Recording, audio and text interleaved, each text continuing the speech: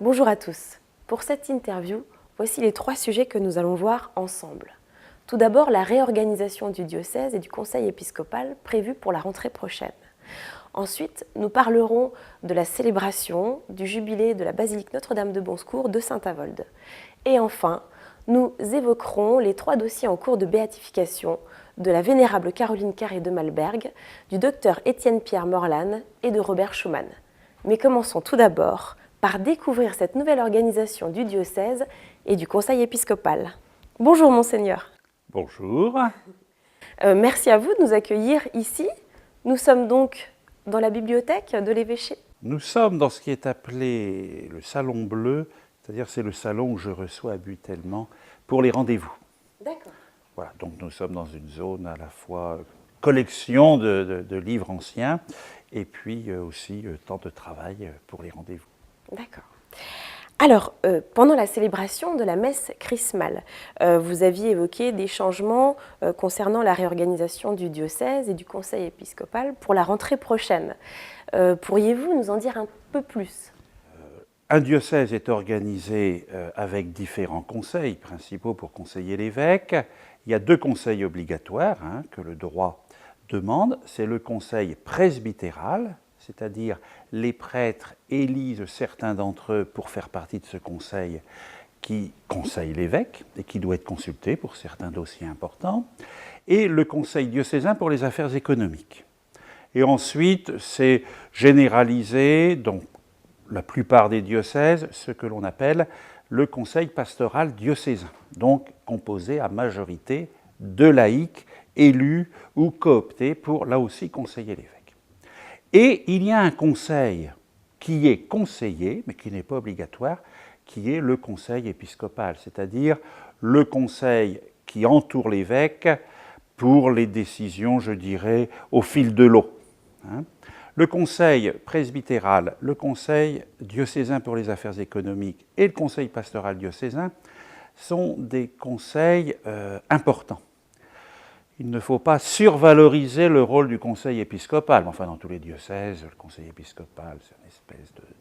Voilà, voilà. Le conseil épiscopal conseille l'évêque, sachant que pour les grandes décisions, ce n'est pas au conseil épiscopal, je dirais, d'influencer la vie du diocèse, mais au conseil presbytéral et au conseil pastoral diocésain. Je rajouterai aussi un autre organe important qui est le collège des consulteurs, c'est-à-dire des prêtres choisis par l'évêque dans le conseil presbytéral. Alors, la réorganisation, en fait, dans le diocèse de Metz, il y a des vicaires épiscopaux territoriaux, un par zone, et quand je suis arrivé, je souhaitais prendre un peu la mesure des choses et de maintenir le conseil épiscopal que Monseigneur Raffin avait choisi. Et puis certains vicaires épiscopaux territoriaux étaient là depuis de très nombreuses années, m'avaient dit, écoutez, on démarre avec vous, mais on aimerait aussi retrouver, voilà, un peu de... Alors, j'ai donc consulté, là où il fallait changer les vicaires épiscopaux, j'ai donc écrit à tous les prêtres, à tous les diacres et à tous les laïcs qui ont une mission ecclésiale, des zones, pour qu'ils me donnent 3 noms de prêtres qu'ils estimaient aptes à devenir vicaire épiscopal. Donc il y a eu énormément de réponses à cette consultation, et ensuite, après avoir pris aussi conseil, j'ai choisi de nommer donc 3 nouveaux vicaires épiscopaux. Donc l'abbé Thierry Mine pour la zone épiscopale de Metz, l'abbé Jean-Luc Jost pour la zone pastorale de Sarreguemines-Bitche, et l'abbé Patrick Benz pour le Saulnois, pour la zone de Château-Salins, Sarrebourg. Et puis, le Monseigneur Wagner souhaitait lui aussi être dans les premiers mois avec moi, et là aussi, quitter sa charge de vicaire général. Et donc, j'ai nommé 2 nouveaux vicaires généraux, mais dans le diocèse de Strasbourg et de Metz, la particularité du concordat fait que l'évêque ne peut dire leur nom que quand le Premier ministre a signé le décret. Donc, nous sommes dans les procédures de nomination. J'attends la signature de M. Valls pour que je puisse dire le nom des 2 futurs vicaires généraux, sachant que dès maintenant, nous travaillons ensemble pour préparer justement la rentrée de 2014. Monseigneur, vous étiez convié également à la célébration du pèlerinage jubilaire de la basilique Notre-Dame de Bonsecours de Saint-Avold. Et par rapport à ce sujet, nous allons justement visionner ensemble un petit reportage qui nous montre à quel point justement ce pèlerinage est un moment important dans notre diocèse. Regardons dès maintenant le reportage. Depuis 200 ans, l'Église célèbre la fête de Marie, secours des chrétiens, le 24 mai. L'occasion pour la basilique Notre-Dame de Bonsecours à Saint-Avold de vivre cette année un jubilé. 3 jours de fête et de prière autour de Marie. J'ai voulu suivre Marie aujourd'hui et profiter de cette belle journée à Saint-Avold. Et puis surtout, je pense qu'avec Marie, l'important c'est vraiment de se laisser faire. Donc c'est ce que j'ai fait aujourd'hui. J'ai profité de ce qui m'était proposé, de venir prier le chapelet, de venir prier Notre-Dame. Et je trouve ça très beau d'avoir un lieu de pèlerinage si proche finalement de mon lieu d'habitation. C'est presque chez nous, quoi. Marie vient chez nous aussi. Plusieurs messes, des temps de prière et des offices avec les malades ou autour des reliques de Sainte Thérèse, exceptionnellement présentes, ont jalonné ces 3 jours de pèlerinage. Venir vers Marie, c'est vraiment lui confier tout ce que l'on porte sur notre cœur. Il y a des confidences qui me sont faites comme prêtre. Je sais qu'il y a des gens qui portent des choses très lourdes. J'ai aussi une réalité d'une paroisse qui n'est pas toujours facile. C'est un petit peu tout cela que je viens confier à la Vierge Marie. Un temps fort pour le diocèse de Metz, qui a permis à de nombreux chrétiens de redécouvrir ce pèlerinage à Notre-Dame de Bonsecours. Monseigneur, nous venons de regarder ensemble ce reportage. Comment avez-vous vécu ce moment? J'ai vécu ce moment comme un moment de grâce. Et dans la vie d'un évêque, les temps de pèlerinage sont souvent des temps importants, parce qu'il y a à la fois une certaine gratuité, à la limite, il n'y a rien à faire que d'être là et de prier ensemble et de nous porter les uns les autres dans la prière et porter plus large que nous. Et c'est un moment de rencontre gratuite, fraternelle, et puis un temps de prière.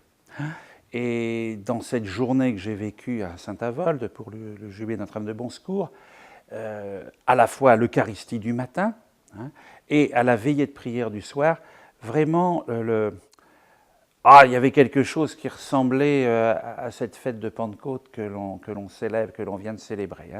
C'est-à-dire une foule, des personnes heureuses et nous portant les uns les autres et toute la vie du monde dans la prière. Donc c'est un moment, pour un évêque, les moments de pèlerinage sont des moments très importants de vivre simplement avec le peuple qui nous est confié. 3 dossiers en béatification sont toujours en attente aujourd'hui. Pour la vénérable Caroline Carré de Malberg, pour le docteur Pierre-Étienne Morlan, ainsi que pour Robert Schumann. Avant de venir dans le diocèse de Metz, vous connaissiez déjà la vénérable Caroline Carré de Malberg. Pouvez-vous nous dire pourquoi et que vous inspire-t-elle au fond? Effectivement, je connaissais la vénérable Caroline Carré de Malberg avant d'arriver comme évêque de Metz, pour la simple raison que depuis une vingtaine d'années, je fais partie de l'association des prêtres de Saint-François de Sales, et que Madame Carré de Malberg est la cofondatrice de la Société de Saint-François de Sales avec l'abbé Chaumont, qui est une société de vie spirituelle inspirée par Saint-François de Sales, où il y a des laïcs, hommes et femmes, et des prêtres, et aussi des religieuses. Donc je connaissais Madame Carré de Malberg par la Société Saint-François de Sales et par les prêtres de Saint-François de Sales. Alors effectivement, arrivant comme évêque de Metz, j'étais heureux d'avoir le dossier en vue de la canonisation de Caroline, mais sans oublier non plus, et la joie d'avoir effectivement le docteur Morlan et M. Robert Schumann. Donc 3 dossiers, 3 vies, parce qu'il ne faut pas rester sur les dossiers des procès de canonisation. 3 vies de laïcs diversement engagés à des siècles différents, un 19e, 20e, et dans des activités, mère de famille, épouse, médecin, gynécologue, et puis homme politique. Donc 3 causes de béatification intéressantes. et 3 figures qui ont quelque chose à dire pour notre monde d'aujourd'hui. Merci à vous, Monseigneur, pour cette interview. Et comme d'habitude, nous vous retrouverons très prochainement. Et avant de nous rencontrer par ce système de vidéo en juillet, je vous invite largement aux ordinations, un prêtre et 2 diacres qui seront donnés à notre Église, donc le dimanche 29 juin à 15 h à la cathédrale Saint-Étienne. Merci.